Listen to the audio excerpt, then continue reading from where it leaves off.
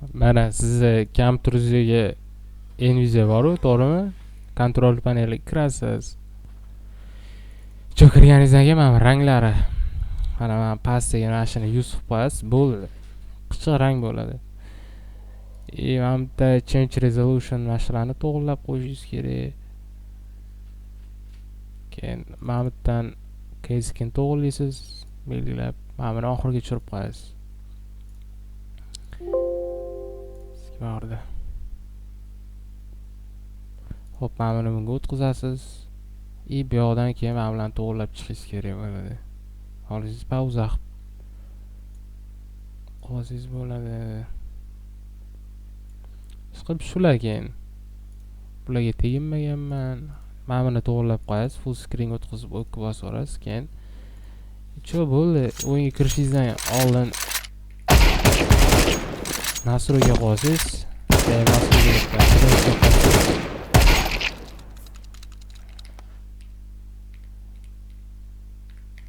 O'yinga kirishdan oldin nastroyga jalab.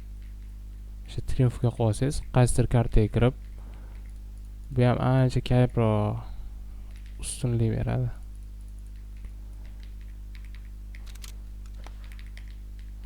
Konfig ochib oling o'zingizga.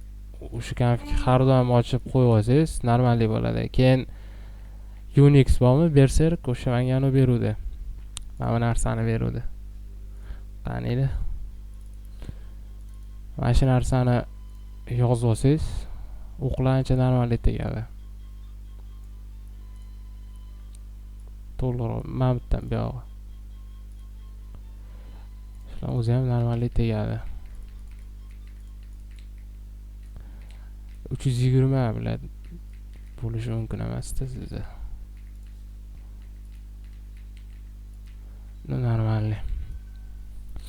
Keyin mana bu nastroykalarni to'g'rilab chiqishingiz kerak bo'ladi. Mana shu.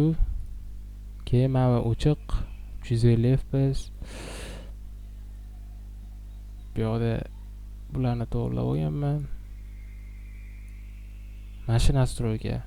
Ko'rib turibsiz, keyin mana bu yerda почти 300 beryapti. Shunaqa